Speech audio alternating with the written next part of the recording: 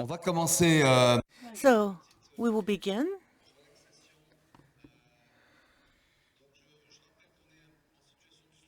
I would like to remind you that this is a studio situation because there are about 1,500 or 2,000 people who are watching us, and they all want to say hello. What time is it where you are?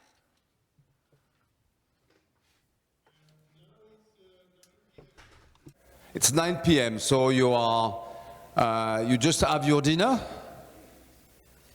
Yes, we finished about 1 hour ago. Do you have a good cook this year? Absolutely, a wonderful cook, 3 stars. You say that because he's with you? No, he's not with you here. No, now he's in the rest and he's not with us. Thanks so much.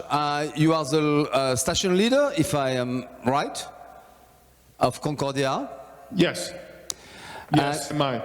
And as you know, we just start the first morning of the One Planet Polar Summit, which takes place in Paris, in the Museum of National History. And we have something like 2,000 viewers all over the world. So you are heard and seen by all these people all around the world, especially in Australia and New Zealand, not far from Concordia.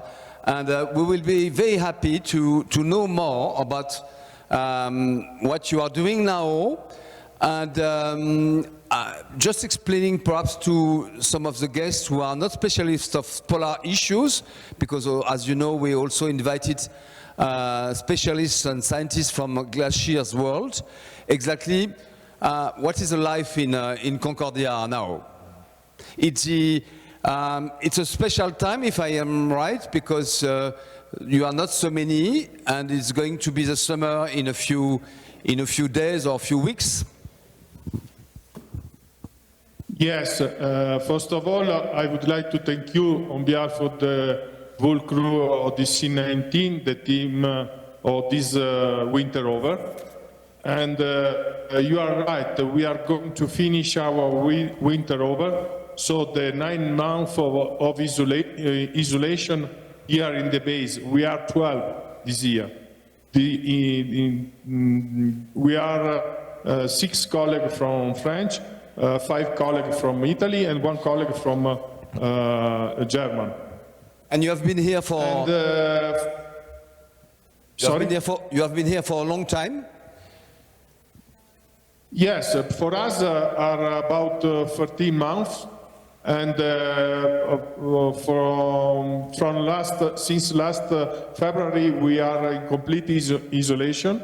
So we are not any connection with the rest of the world. But exactly tomorrow morning at noon, will arrive the first flight here in Concordia with the new colleague for the starting of the summer season. The flight is coming from Australia? No, the flight is starting tomorrow from Mario Zucchelli station and arrive here at noon. Mario Zucchelli, for our viewers, is the Italian station. Yes, it's our main logistic connection, Mario Zucchelli and Dumont d'Urville. But the flight tomorrow started from Mario Zucchelli. As you know, we are discussing in Paris polar issues with a bunch of 300 scientists, but on Friday we will also have more political sequences with some announcement by the President Macron. What will you say if you will have to ask something for polar research, for logistics? What will be for you the most urgent thing? Is that urgent to refurbish the Concordia station? What are the main difficulties for you here? But the difficulties are many, and starting from the economical point of view, because the fund for the research, as you know, are not a lot, many times not enough for do in the proper way what is necessary to do. In any case, here in Concordia, as you know, we are in a laboratory research under the sky. And here we collect a lot of the information, but mainly a lot of data that can explain in a Cartesian way how is changing and how is evolving the weather and the climate change. And for that, if it's possible to say something, from my point of view personally, I would like to encourage all the countries in Europe to sit around the table and talk about these topics, because for sure will become an important topics, and not only in Europe, but I mean all around the world, because the climate change is changing for sure. And this is what I would like to ask, if they can, all the country sits around the table and talk about that, but because for sure will become an emergency topic in the next future. In fact, Concordia is a good example of international cooperation, because there are French scientists and as well Italian and other nationalities as well. It's a Franco-Italian project, which is not so common, in fact. We have such a station run by German AVIPEV scientists in Svalbard, and with IPEV as well. And have you heard about a big program which is probably about to launch in 2 or 3 years' time, which will address the issue of the glaciers in Antarctica? It's a program which name is InSync, which is done by the German Polar Institute, the Norwegian, Australia could be part, French as well. And have you heard about this quite impressive in terms of mobilization of funds and also vessels? The Polar Stern will be there. Yes, we know, we heard about this important study, but as you know, as you probably know, very close to Concordia, at about 40 kilometers far away from here, there is a location, the name is Little Don Sea, where there is another important study that is, the name is Beyond Epica, where the goal is to find the oldest ice in Antarctica. We are talking about 1.5 million years ago. And all these projects, I think they have the same goal. The goal is to, as I told before, to have in the table, on the Cartesian way, all the data that can show where we are moving with our climate change. Last question, perhaps for you. I think your nearest neighbor is a Russian station. Is that right? Is that Vostok? Absolutely right. It's Vostok. We are about 800 kilometers far away from them. And we were discussing this morning with Jean Jouzel. You know, as Jean has this collaboration with the Russian scientists in the 80s, which was so important for the discovery on the knowledge of the effect of the climate change. And is that a problem for you not to be able to have any cooperation with the Russian scientists at this very special time?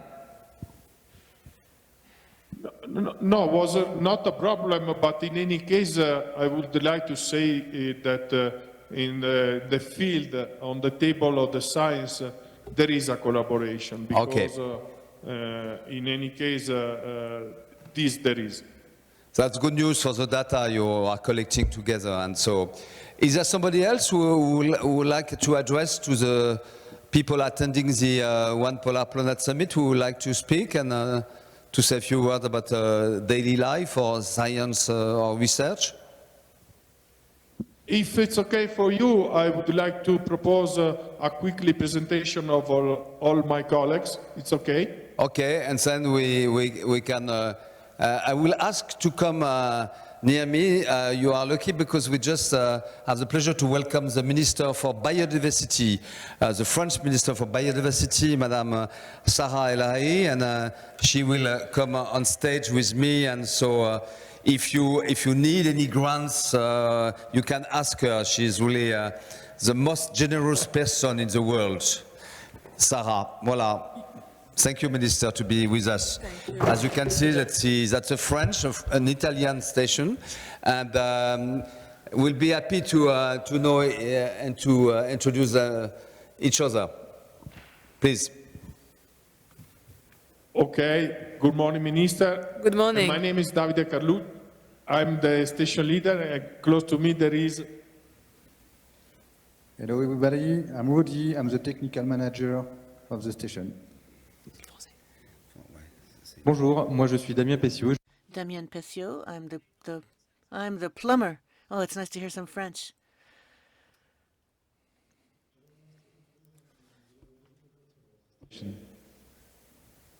Hi, Rudy. I'm Vincent. I'm the electrician of the station. Hi, everyone. My name is Luca, and I'm the glaciologist for the Italian project. Hi there, I'm Domenico. I'm the responsible of the astronomy projects here in the base. Bonjour à tous, je suis Damien aussi, et je suis le glaciologiste. I am also Damien, and I'm the French glaciologist for the base. Sasha, I'm doing the biomedical research for the European Space Agency. Hi everyone, I am Andrea and I am the ICT of the station, Informatics, Communication and Telecommunications. Je suis Claude Blanc, je suis le mécanicien. Claude Blanche, I am the mechanic for the site. Hello or good evening to everyone. I'm really happy to see you and to have this opportunity. It's quite unique. Thank you very much, Mr. Ambassador. We have a question here. Where are the women? Someone else is wondering where the women are. There are a lot of women or scientists and people from the two genres. Yes, it's correct. Especially in the summertime, we have a few colleagues here, but also would like to say during the winter over. In many winter over there was colleagues, but this year unfortunately not. So next year there will be 3 colleagues in the team of 14 people. There is a very bad news for you that I'm coming in 2 weeks' time. I'm visiting you in 2 weeks' time. If you want me to bring any chocolates or things like that, send me an email and I'll be happy. And I'm coming with Thomas Pesquet and I'll be very happy to thank you so much for your commitment, for your courage as well, because I know it's not easy life.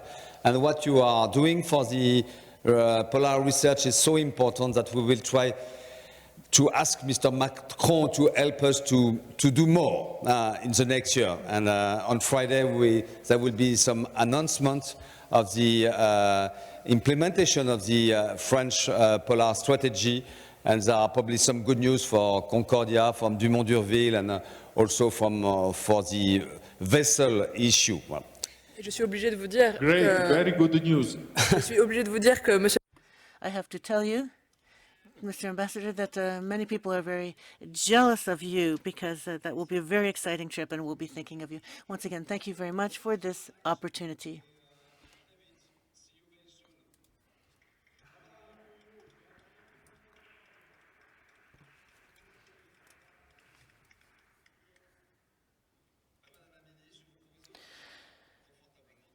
Madam Secretary, I would like to invite you to sit down. It's a good thing that you're here because it's true that otherwise we would have only had men on this panel as well. So you have some guests. We have the mayor of Bourg-Saint-Maurice, Guillaume de Rucdet, who is with me here. I believe you know each other already. Jean-Baptiste Bausson, we hear a lot about him because he writes not only about glaciers, but he makes very significant contributions. And we will ask Pascal Boyer, who is the president of the NEM, which is the National Association of Elected Officials from Mountainous Regions. And Anne-Claire Roux is here from Mirova.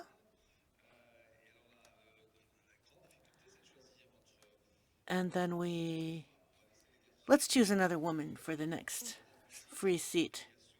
We have Gilles Pécassou and Ludovic Schulz, director of the Écrin National Park.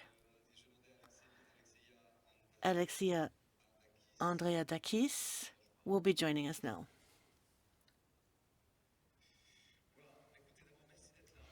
Thank you for being here with us today. You are talking to people who may not know much about France because they're from different places around the world, so not all of them speak French. We do have interpretation. Madam Secretary, I give you the floor.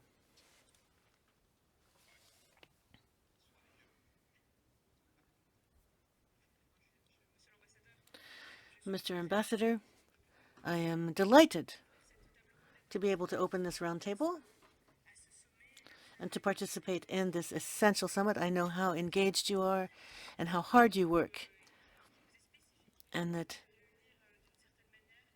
you have a very special gift for bringing people together.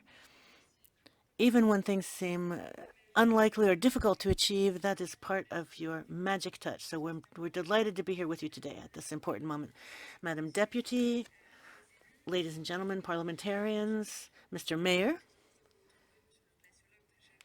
Mr. Glaciologist, Jean-Baptiste Bausson, Madam Director Célia, dear directors, dear Michel-François Delannoy, Gilles Pécassou, and Ludovic Schulz. Ladies and gentlemen, friends of glaciers and nature, here we are at the Museum of Natural History, and it's always a pleasure for me to come to this place. And we're talking about post-glacial ecosystems and how we might act together. And this is the purpose of my speech here. Talk about knowledge and action. The objective is to bring knowledge together, expertise, and how we can turn this into resolute action. And to reconcile the two, that is why we have to bring together expertise and make it more accessible, make it constructive. And that is why we have scientists. Of course, I'm thinking about the glacial and post-glacial ecosystem studies carried out by Jean-Baptiste Bausson, but also leaders. I'm thinking of the mayor of Bourg-Saint-Maurice and the member of parliament who is here today, president of the mountainous regions municipalities. 10% of the planet's land surface is white, and we have 210,000 glaciers around the world, covering 650,000 square kilometers. And yet the glaciers are disappearing, and faster than we imagine. And this is why we are here having this summit today. They are disappearing very quickly. And this is why it's necessary to work with experts and scientists to find a new energy, because we consider that 75% of surface areas can still be saved by the year 2100 if the commitments of the Paris Agreement are respected. This urgency is to mobilize to fight against global warming and preserve glaciers, which are formidable vectors for the intensification of collective awareness. Glaciers are also witness to climate change and also to the interconnection between climate change and the erosion of biodiversity and the modification of the water cycle. This is clear to us today. To act, we have to have a new and historic configuration. But we have this. And here today you are building this ecological planning as the President of the Republic has called for, led by the Prime Minister. Planning means organizing and mobilizing resources, setting up objectives, and offering multi-year visibility to all stakeholders. This method should allow us to fight climate change by significantly reducing our emissions, stop the reverse of the collapse of life, and protect aquatic ecosystems. Under the Paris Agreement, our goal is to contain climate change. This means that we must study and learn more about glaciers to protect them. And this is the very purpose of these round tables. Post-glacial ecosystems are likely to accommodate primary ecosystems and represent carbon sinks, which are refuges for living things and future freshwater reserves. These are the words, we have the words of inspiring individuals here today who will be giving us examples that will help strengthen our convictions. I'm very impatient to hear from them. And I'd like to say just how important it is that we hear from these people because they transform public decision-making. We need cross-cutting expertise, and this is exactly the approach that we want to take in our national biodiversity strategy, which I will be inaugurating next week after COP15. This approach based on territories and post-glacial environments. This is a collective ambition, a method based on regions, tailored to each region, and taking into account local elected authorities, accompanied by a toolkit. Of course, democracy and local participation is very important. It's important for social policies to be part of these works. And Mr. Bosson, the great glaciologist, has also given us advice for establishing a schedule and a calendar for each region. These regions will have their made-to-order schedules. We talk about tailor-made, in fact, or handmade, and indeed, that is what our approach will be. Region by region, it will be interdisciplinary, geosciences, living sciences, social sciences, and I am sure that with this initiative, the prefects will be mobilized, tools will be available, local initiatives will be accompanied and supported, and more than ever, we have to mobilize engineers, as they're present today in our national parks and in our local municipalities. And the local banking system will also be accompanying these efforts. For post-glacier biodiversity, of course, we will have to have contracts where each partner will be taking on their own responsibilities. I will wrap up here, but my objective, of course, is to sign the first pact in the spring of 2024. Because when we're ambitious, you have to set a date so that you can fix a target and stick to it. So there you have the date. So dear friends of glaciers, I am looking forward to hearing from this wonderful roundtable. Thank you very much. Thank you very much, Madam Minister. Would you like to sit amongst the students as you would do in school? That's fantastic. Then Guillaume Desrues,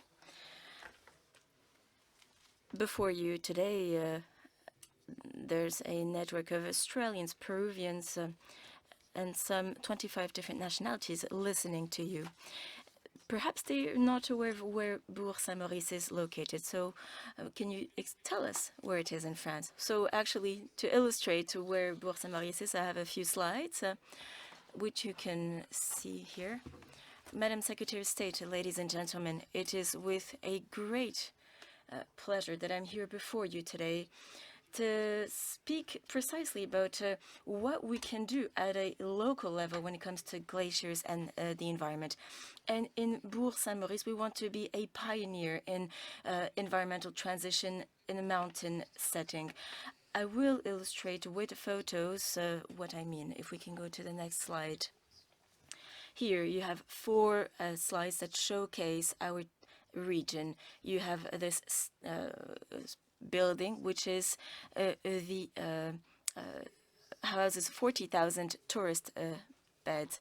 And then on the right-hand side, you might think you're in the North Pole or in Greenland, but it's actually the one of our glacial summits. So we have 3 of those in our region. We're very fortunate. On the bottom left, you have the red Aiguille, which is the Arc Mountains. And then on the right-hand side to the left, it's our city, Bourg-Saint-Maurice. And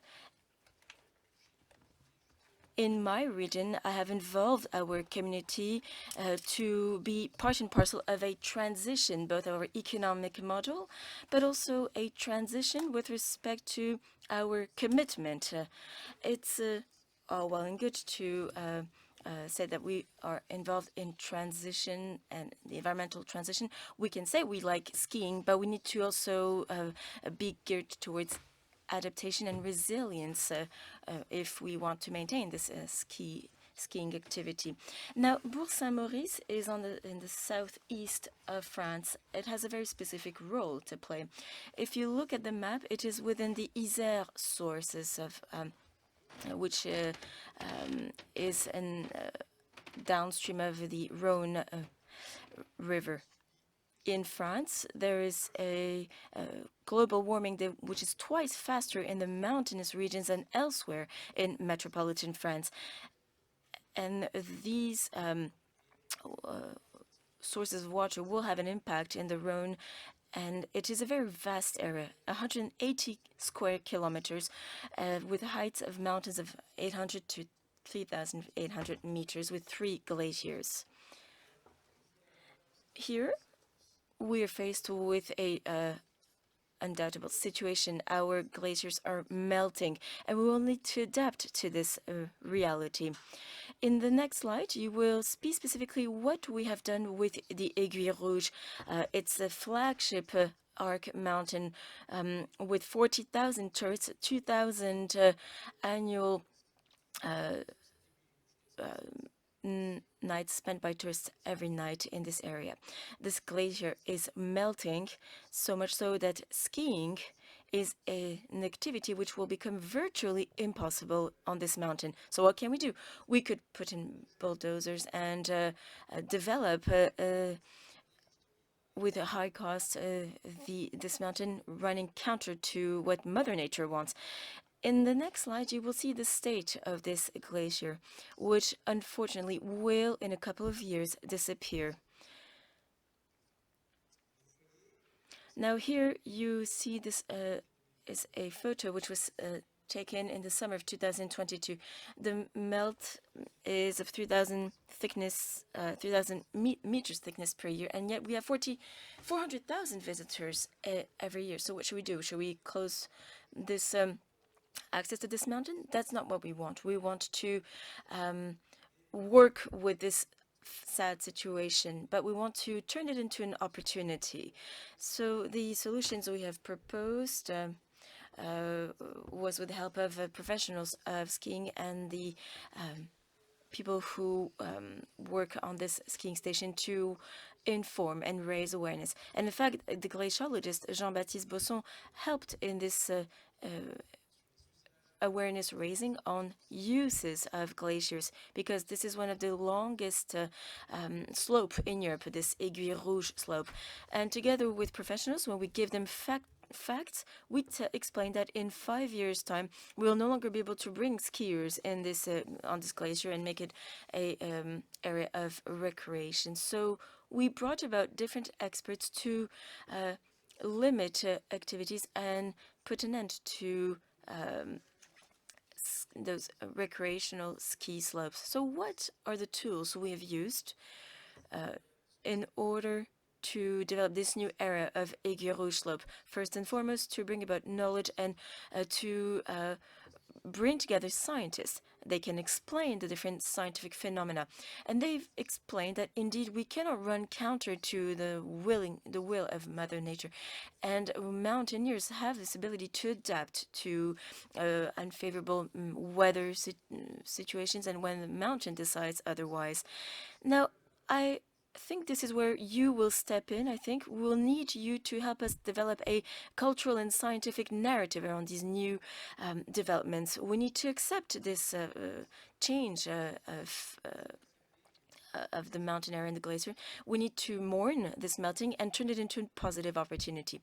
The third thing I'd like to say is that we need to support regional authorities by perhaps implementing protected areas that are flexible and that can carry on this awareness raising to help people understand and discover this fantastic area, the mountains. Thank you very much for your attention, and I wish you a good meeting this afternoon.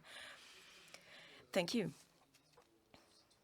Your local citizens, what are you hearing from them? You're an elected official. They're concerned by this situation? Well, yes, we are part and parcel of these regions that are really bearing the brunt of global warming. And this is why I was elected, to bring about new momentum in mountainous regions. And on the area of the Aiguille Rouge slope, the fact that there's one less skiing slope is part and parcel of the challenges of the future. And our citizens have understood this properly. We're talking about France's participation to the Winter Games of 2030. And in those who would like to promote France's application to host the Games in 2030, they're saying that France shouldn't develop new infrastructure. This is being a point of criticism, not just for France, but other countries, whether it is creating new infrastructure, slope cars, or and some of you here as well, and the President of France have also called attention on the situation of the glaciers. Do you think that these tourist activities should stop being developed? And well, you know, I was elected with my team on an ambitious and audacious mountains-based program. The Alps bring about 40,000 nights per of tourists. 400,000 tourists every year. We have some of the nicest mountains and most beautiful equipments in the world. So to answer your question whether we should develop infrastructure further in mountains, the answer is a resounding no. And then with respect to new infrastructure, well, we'll need to work with existing infrastructure. The idea is to not build more, but to manage existing infrastructure as best we can. Thank you very much. Now, we'd like to call upon Jean-Baptiste Besson, glaciologist and scientific coordinator of the Ice and Life program, to take the floor. So it's called Ice and Life. Jean-Baptiste, I turn the floor to you. Well, I have a few moments to speak not much about the project so much as the ideas that underpin this project. It was developed for a couple of years now with a number of partners. I cannot name all the partners, so I won't name any of them. It's a science-based project. The idea is to support local regions to think better about glaciers and how to preserve existing glaciers. Thanks to science, I think there's a beautiful narrative to present on regional mobilization with two key objectives. The two key objectives are as follows. First, to develop a cross-cutting scientific understanding in these changing areas. More on that later. And then we'll need to support territories to propose solutions and be an integral part of solutions brought to these areas to help them develop very ambitious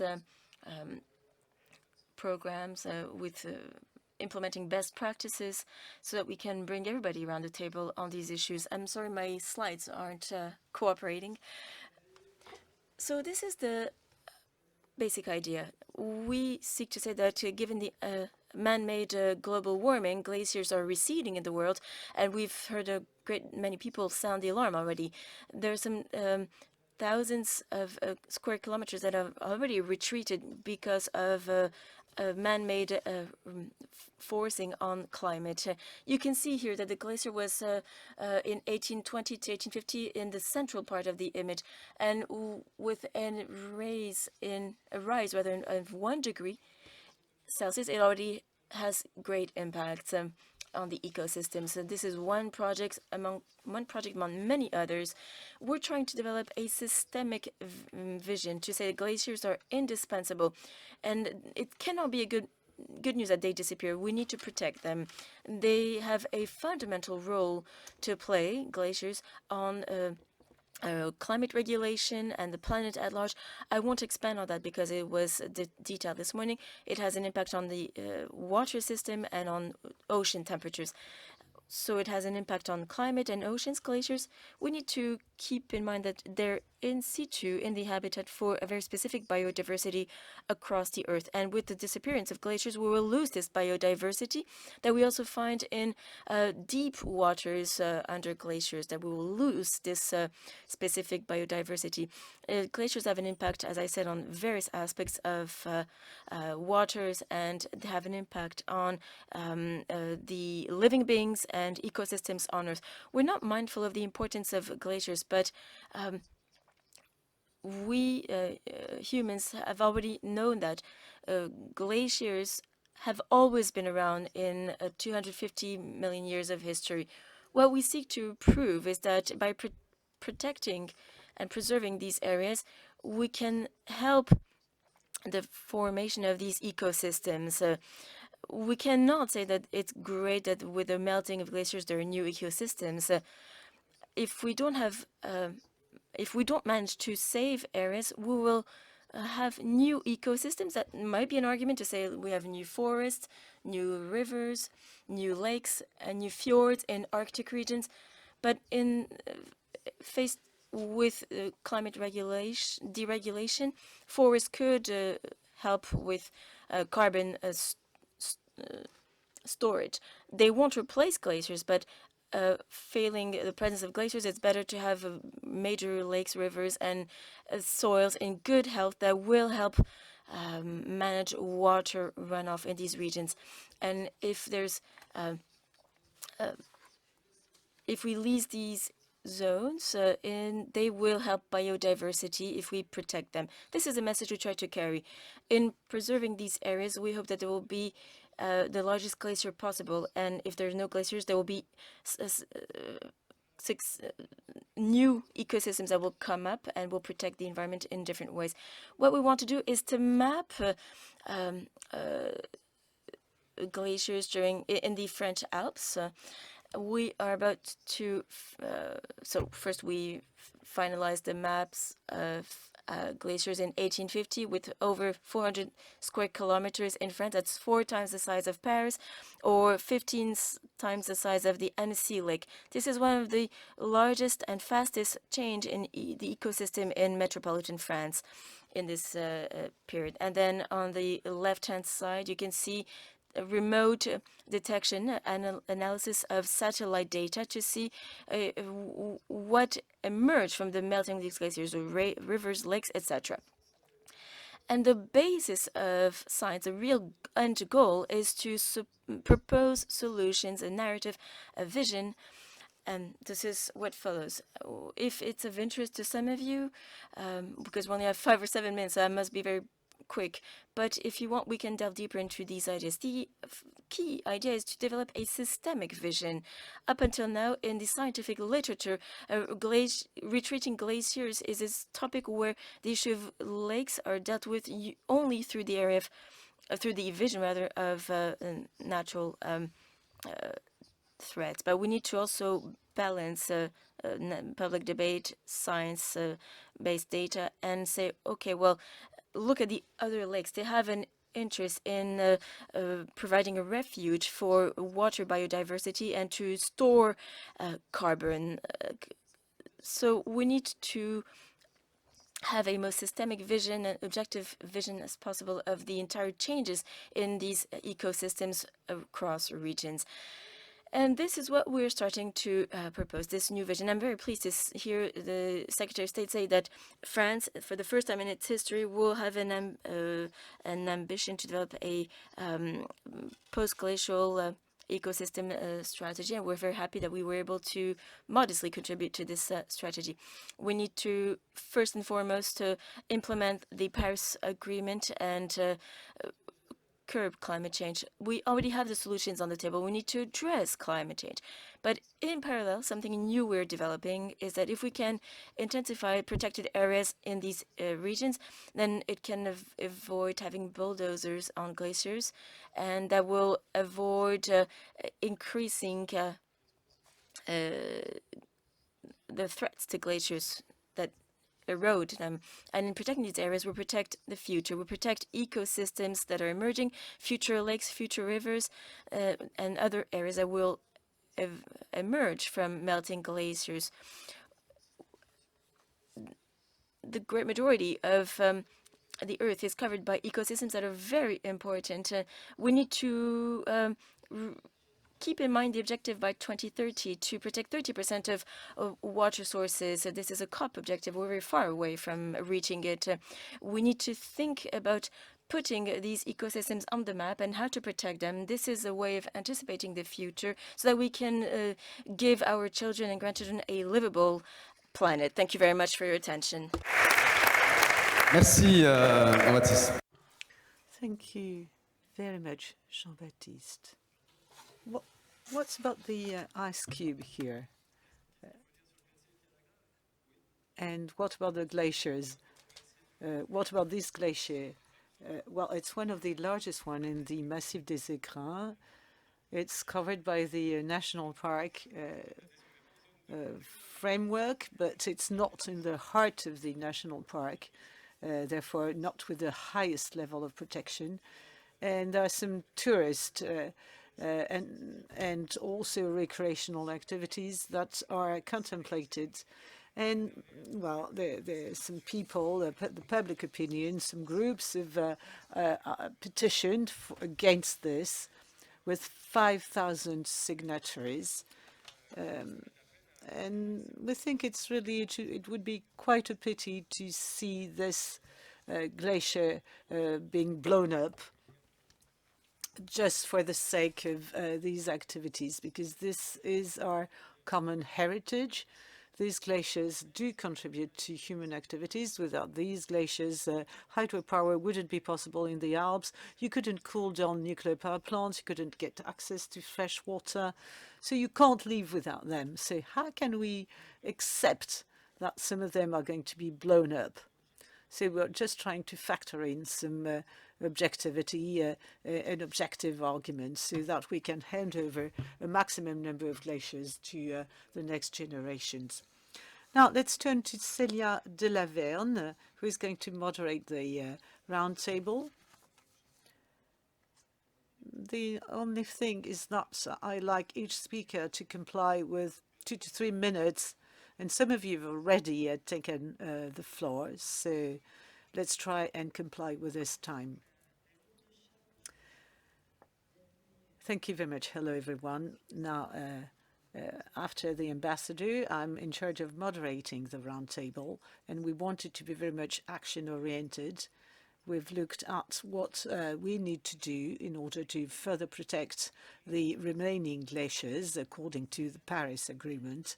But we also need to look at the expanses of land that is now exposed following the melting of glaciers. So what can the various stakeholders do about this? And we have a roundtable bringing together a number of stakeholders and players who are committed to fighting for these glaciers. Let me turn first to you,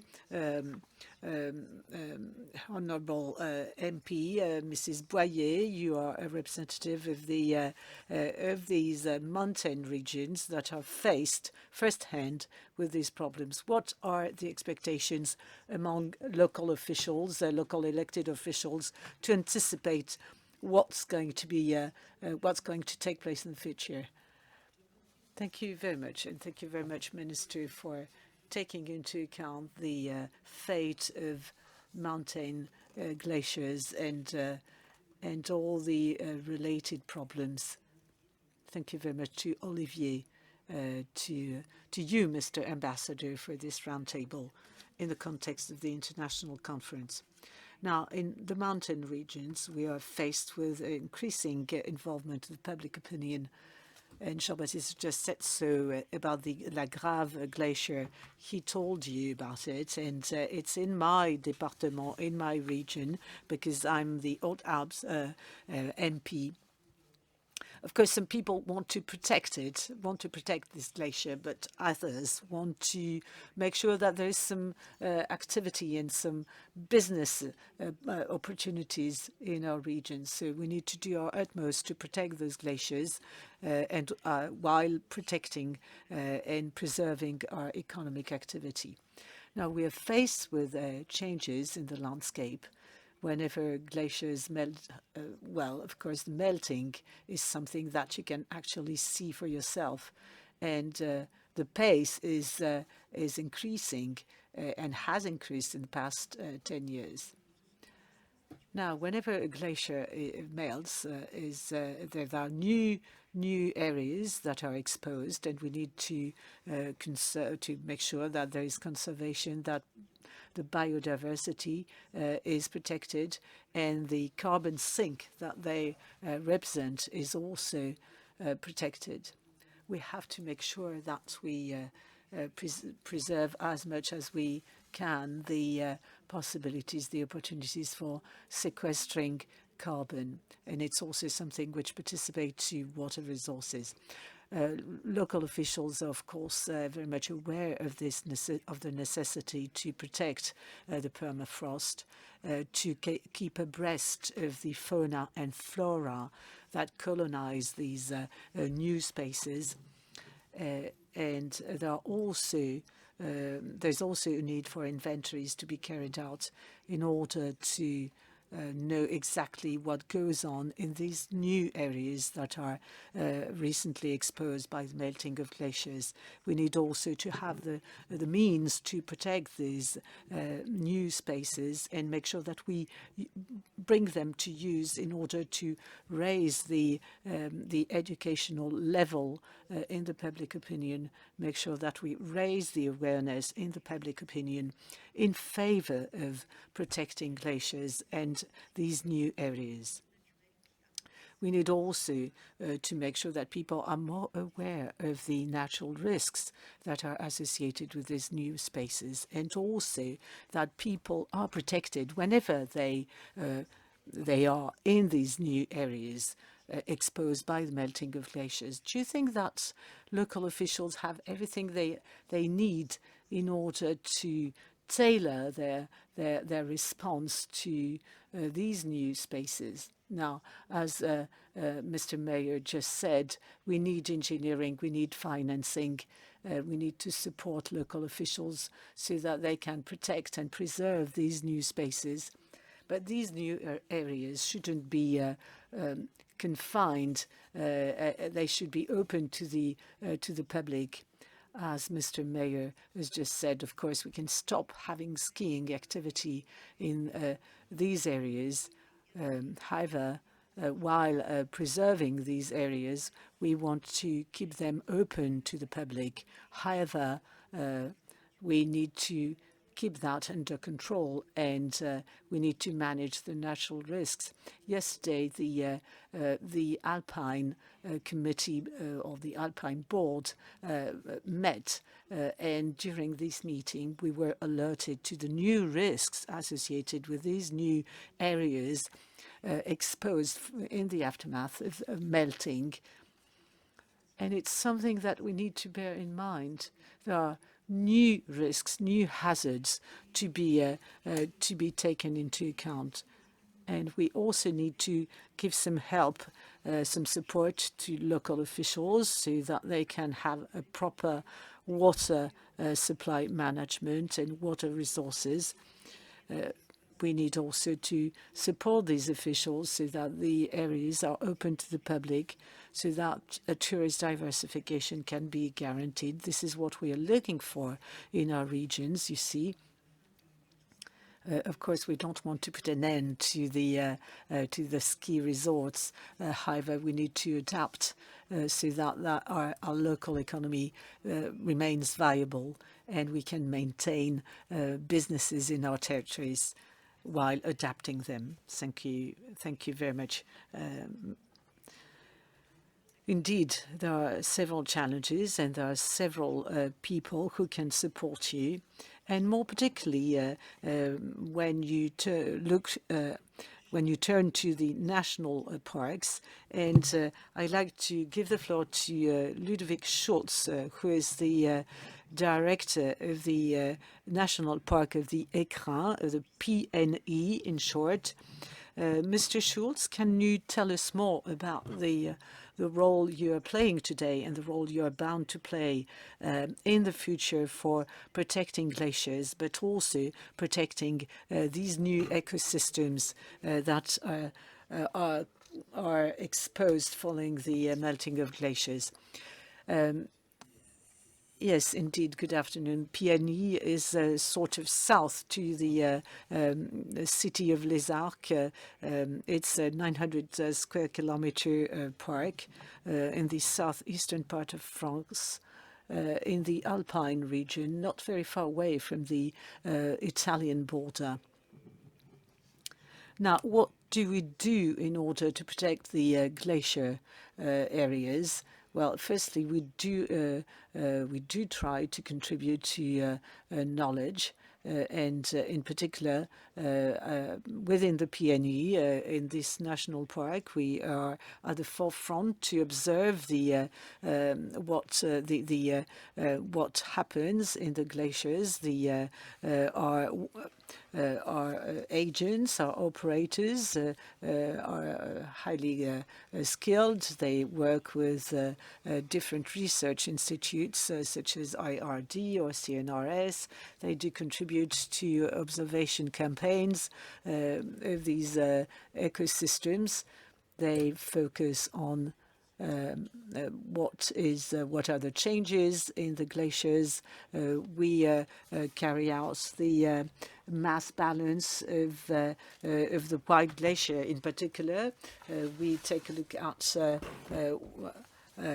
whether the glacier is losing some mass or not, and unfortunately it is the case. We also look at what happens after a glacier is melted.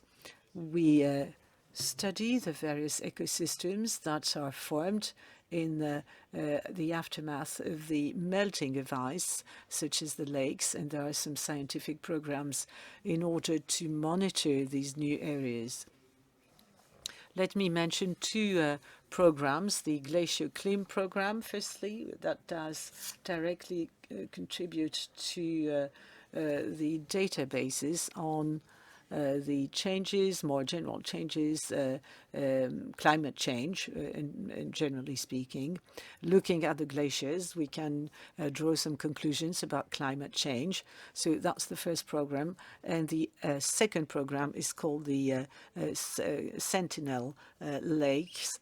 And Jean-Baptiste Bosson mentioned them. So we do monitor the lakes and we do contribute with our observations. Turning to the future, we need to focus more particularly at what happens in the areas where the glaciers have melted, and we look at things vertically. We look at the biodiversity in the highest altitudes, but also the biodiversity ecosystems that adapt itself to changes, to climate change, and it's highly interesting to look at what are the changes in terms of biodiversity, biomimicry, what are the adaptation strategy in various species. So we need to focus and monitor this very thoroughly. and in the long term, see how nature is going to adapt itself to these changes. Now, you highlighted the need for knowledge and your expertise in national parks.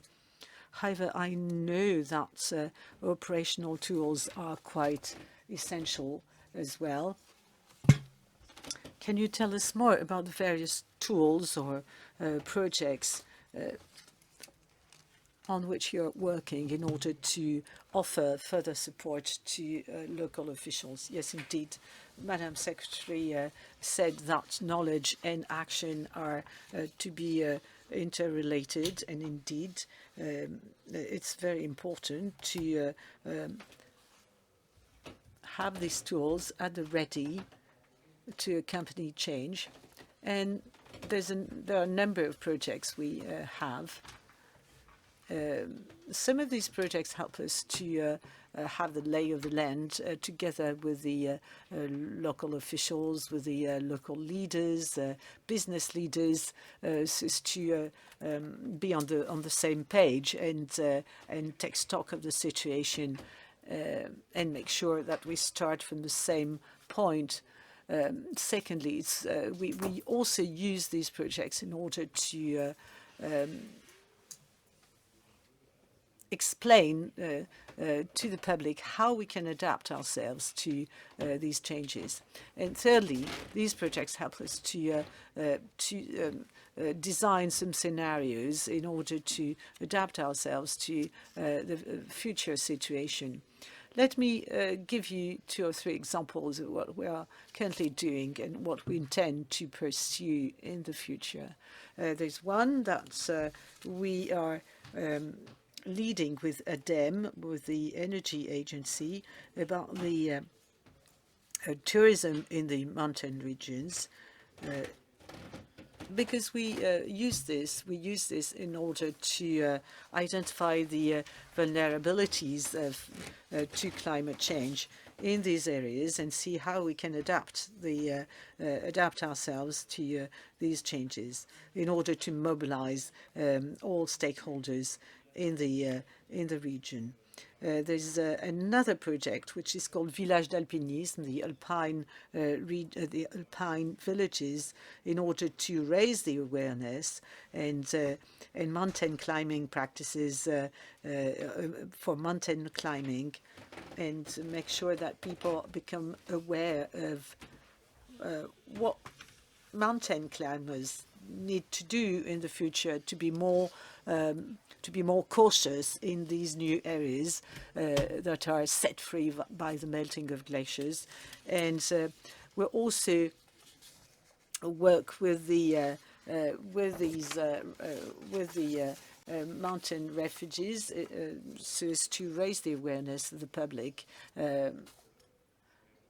to explain what people should do. And there's going to be a symposium in Briançon very shortly. I'm sure that it will be of some interest for some of our listeners who may wish to attend this symposium. Now, I'd like to give the floor to Andrea Cadiz. The MP said that financing is needed, support is needed for local officials, as was explained by the mayor of Bourg-Saint-Maurice. What can you do in the Bank of Territories, la Banque des Territoires? Well, firstly, the Bank of Territories has decided to mobilize to support the territories, these regions, so that they can be supported in order to adapt themselves. Having said that, we are very much committed to mitigation approaches and related actions, because you need to walk on your 2 legs, and there are obviously some territories that are high priority territories, and there are targeted, and this is the case, of course, of mountain regions because they are faced with very radical changes. When we talk to our partners, we can see that, we hear that stakeholders, local leaders, officials are faced with complex decision-making, decisions that they never had to make in the past. It's a situation that is unprecedented, and that it requires some additional support. You may not have all the data at your fingertips, or the data may not be robust enough, and some of the consequences of decision-making may be at a very long term. So this is quite a turning point, and one can feel that one can see that there's a need for reaching a consensus on a solution that can be put in place, implemented for the future, and it's something that needs to be designed collectively. And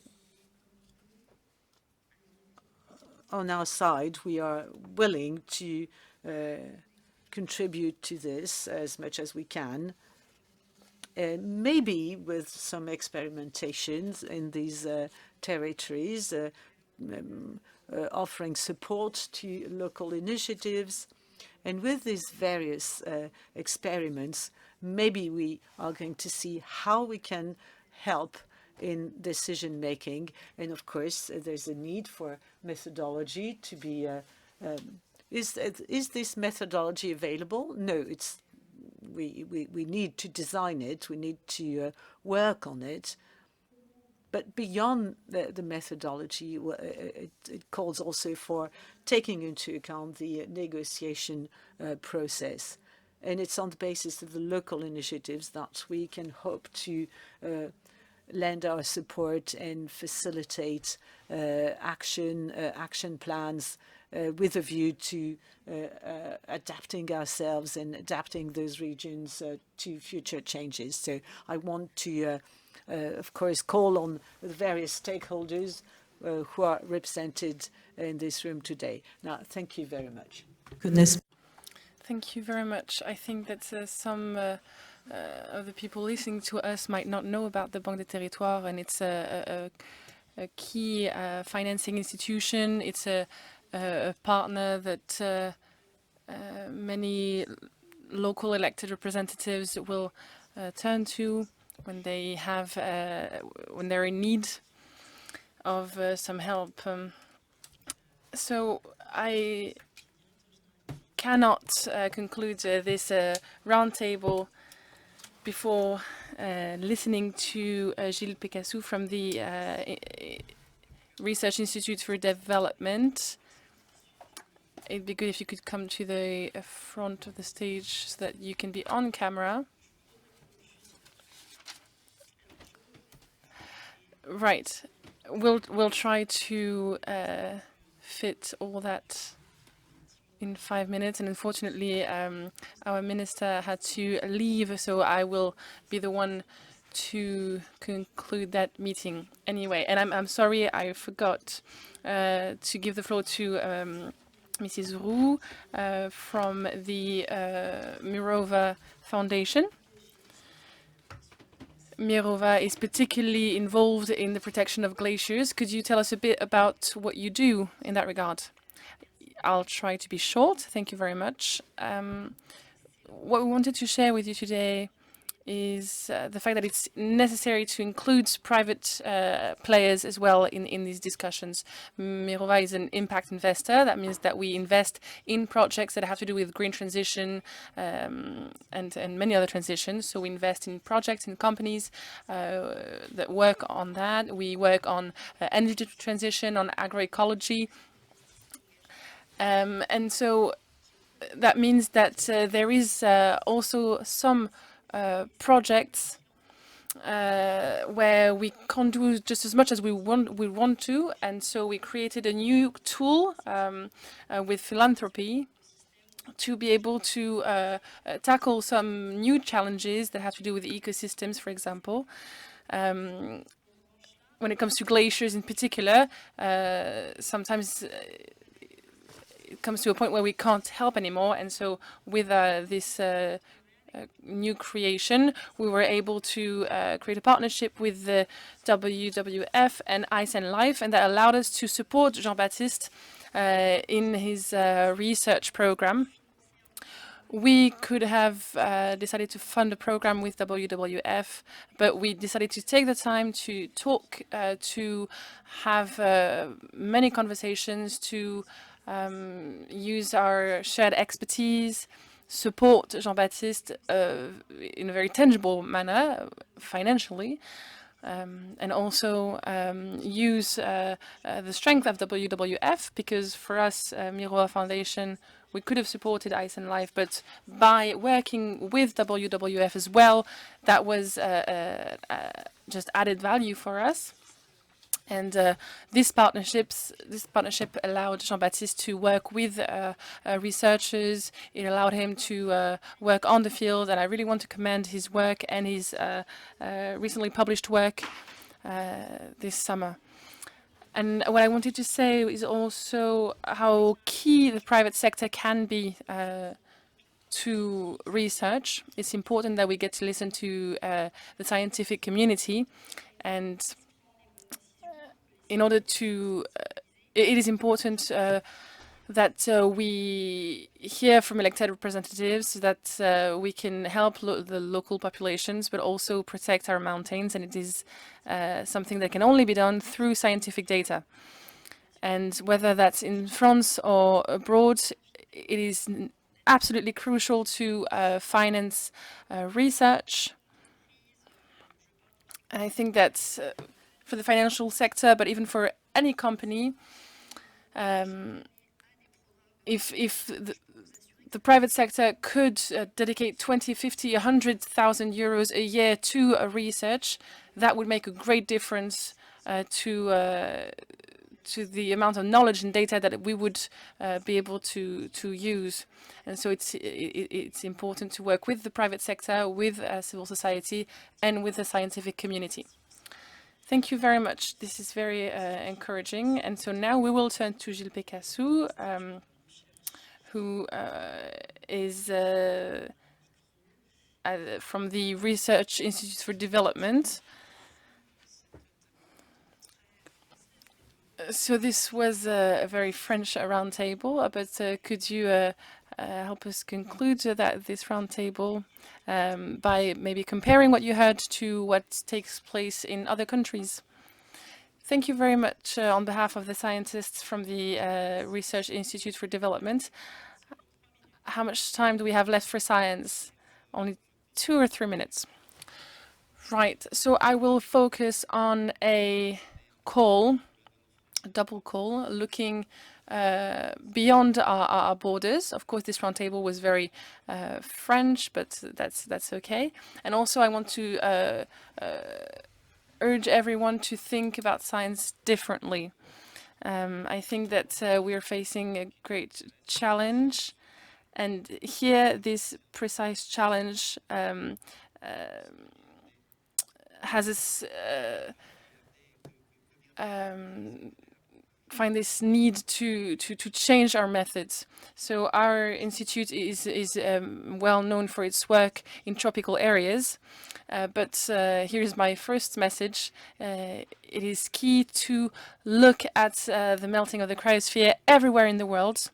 It happens everywhere, not only in the polar regions or in France, but everywhere. It is key to preserve ice, and we created the Ice Memory Foundation, and it is doing just great work. And given the urgency of the situation, I think it is time to call on states to take on this new initiative, this Ice Memory Initiative, and help in a tangible way. with glacial climb, we are in the Antarctica, in the Himalaya, in France, and in the Andes. In the Andes, there are 90% of tropical glaciers. Our institute has been researching data for 30 years in the Andes, and this was 30 years ago, and in the meantime some glaciers already disappeared in 2005. We have to change the way we look at science. We have to work with scientists from everywhere and from different disciplines as well. We have to work, we have to have a holistic approach. We have to include every scientist, looking at social sciences, geology. It goes above and beyond conversations between glaciologists only. We have to include as many people as possible and find a way to look at science differently. And this is precisely what we try to do in the Andes, looking at the social and ecological consequences of the disappearance of glaciers in tropical areas. We have to work with everyone. That may seem obvious, but sometimes when we talk about science, we tend to work in silos. So we have to work with NGOs. They have a role to play when it comes to scientific mediation. We have to work with foundations, which bring us funds, but also flexibility. Thank you. Thank you very much. And I want to thank every speaker today. There is general mobilization now between states, foundations, NGOs, scientists. I think that everyone wants to work together to tackle the challenges ahead of us. The minister was very sorry to be leaving us early, but she did mention that this was a priority for the future national biodiversity strategy. And thank you very much to each and every one of you.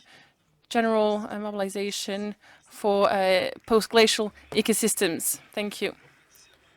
Thank you, Celia.